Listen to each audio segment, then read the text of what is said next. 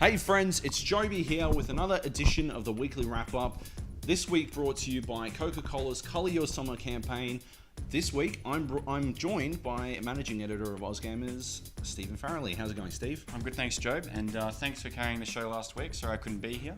Oh, that's okay, that's okay. We have made some changes this week. Obviously, Steve is with us, and I think you'll notice in the intro graphic that we're now spelling wrap-up correctly with a hyphen between wrap and up, and that's due entirely to your feedback, and we'd like to thank you for that.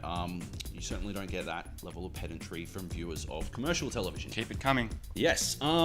You were at Blizzcon. That's why you weren't here last week. This is true. What did we miss last week while you were at Blizzcon? Well, while I was at Blizzcon, obviously I played a little game called Overwatch. First game from Blizzard in 17 years as part of a new IP. Very different approach as well. They're not going with a tried and tested kind of universe with lore being delivered to you as exposition. They're really separating that at the moment, but this week on AusGamers I actually explored a little bit of a different approach than a lot of our peers have been talking about, which is the Team Fortress 2 kind of MOBA meets FPS thing that people have been talking about, because I actually think that there's a bit of a fighting game in here, a bit of a Street Fighter type of feel to it, with all of the characters having different abilities. It changes the balance of the map and it changes the idea of team play, because you're effectively going in with a skill set that isn't really related to how a team would normally converge. So we kind of explore that a little bit on AusGamers. You can check it out. But I think it's a game you're going to love. I am really looking forward to it, although it will be very interesting to see if they can balance it properly.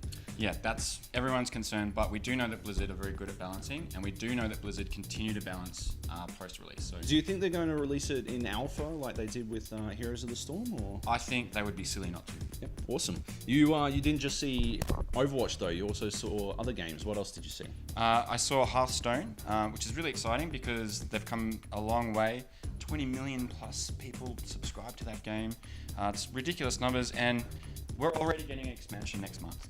Yeah, a true expansion with 120 new cards, themed in that really wonderful, colourful Hearthstone type of visual cosmetic that is at odds with where they seem to be taking World of Warcraft, which is great.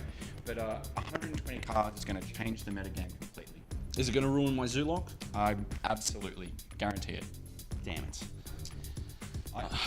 I also saw a bit of Heroes, but transparency here, it was the first time I've ever played a MOBA. You've never played Heroes of the Storm? No, I haven't. But I got a crash course in it, and we've got interviews coming on AusGamers with all of those guys, including Diablo 3, another one on Warlords of Draenor, but we kind of got a little bit more broad on that interview, so it'll be a bit different. It's sort of talking more about the future of the franchise, and of course StarCraft 2 Legacy of the Void, which is the final chapter in that game's single player arc. Of course, the final third standalone expansion pack. Yep, that's it. Cool. In other news this week, we've also seen the release of the very first DLC for Borderlands, the pre-sequel, where players get the chance to play as a clone of Handsome Jack. Although I talked to Randy Pitchford 2 weeks ago, and there's a chance it might not be a clone. Someone came up with a brilliant idea. Jack would have a body double. He would totally have a body double, and that could be our angle. That could be our way to actually finally make playable Jack. And here we are. So Jack is a body double, or is he? Who knows? I think that if I were Jack, I would want you to think that I was the body double and that other guy was the real Jack, even though that was the body double. So who knows which one is which? That's a loud shirt. I wonder if Randy has a special shop or a special tailor that looks after him. He's always wearing stuff like that. I think once you're worth enough money, you can wear whatever the hell kind of shirt you want. Yeah, pretty much. I don't even want to know what I'd be wearing if I had that much money. No. But speaking of money, the next bit of content coming from Gearbox, which was announced today, the day that we're actually filming this, so yes. Not today for you guys, but it's free DLC, and it's the true Vault Hunter mode, and this is just those guys giving back. Yeah, I think it's something that they notice people used a lot of. It allows you to go through the game a third time, get more levels, get more loot, and play the game on a harder difficulty. And I think, they noticed that people really wanted it, and it was pointless holding it back for DLC, so they decided, screw it, let's give it to everyone. That's really cool. Smart business. Yeah, absolutely. In other news this week, some sad news, actually, and Bloodborne from software is actually going to be delayed until March 25 next year. It was coming out in February. It's now coming out in on March 25. I have confirmed that that's the date for Australia. Do you think you're going to play some Bloodborne, Steve? I think this is the time I'm going to jump into this type of game. Yeah. Yeah, I mean, I've been a big fan of the concept for a really long time, but there was some things about the other games that didn't really gel with me. But this one just looks money. It looks so money. Oh, it looks gorgeous. I got to play it at the EB Expo. It is phenomenal. The blood effects. Holy crap, it looks amazing. And when you've got a product that looks that good, that is that enticing, and is catering to such a loud, fan base that have been clamoring for that, that true spiritual successor, what's a month?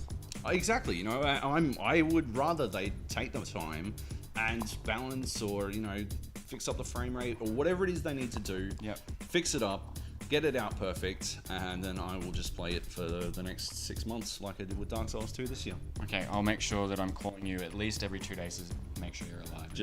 Wellness check. Yeah. Okay, wellness checks. Yep. Finally, this week, Square Enix announced via Game Informer that they're going to release Just Cause 3. And this time, Rico Suave, the worst name of all time, will head to the Mediterranean island of Medici.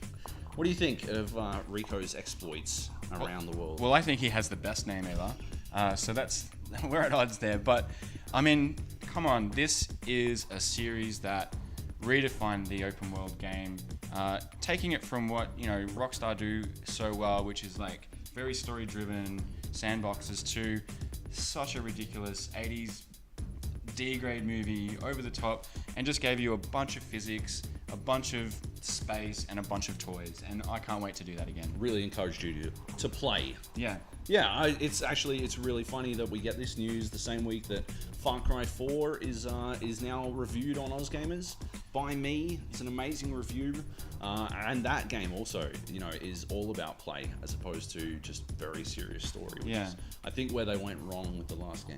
Yeah, I think the open world genre really needs to have that differentiation. There's only a handful of studios that can create that definitively dynamic world like Skyrim, where every decision you make impacts. But that game's not a game about physics. These games are games about physics. They're games about having fun. Yeah, exactly. Not that Skyrim's not fun.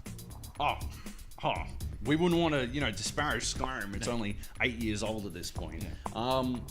Do you think that Just Cause 3 will have multiplayer out of the box, or do you think it'll be left up to the modding community? Oh man, I completely hope it does. The modding community has been so integral in that, and Avalanche have fostered that. They've fostered them, and it's really great to see a studio doing that with a game of that caliber. I think they would be silly. I mean, effectively, they've had years of playtesting, right? That's what they've got, and they probably have some really unique and dynamic modes built from the community and hopefully refined by the studio. So I hope they do.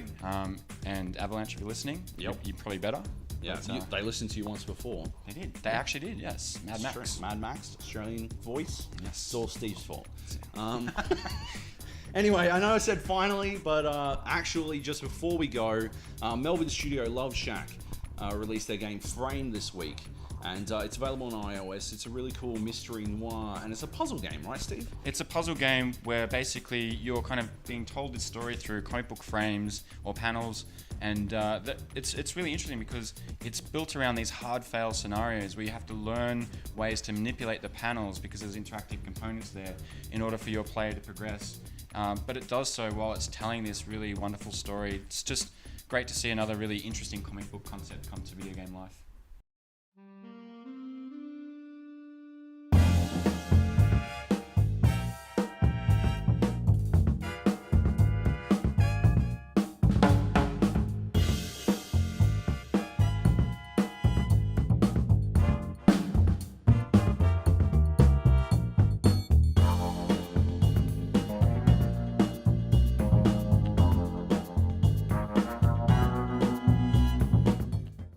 Anyway, thanks for joining us for another weekly wrap-up. Next week, Steve and I will be taking this show on the road. Yeah, that's right. We're coming to you from Anaheim in California for, we can't tell you yet, but it's a very special, I'm not allowed to tell you. secret thing. Monsters. Yes. Anyway, make sure to enter the huge promotion that we're running. Thanks to Coke's new coloured cans. where you can win one of 5,000 FIFA Ultimate Team codes. You can hit up the link on our homepage, and we will see you next week. Thanks very much, Steve. Thank you, Joab. Thanks, everybody. Bye.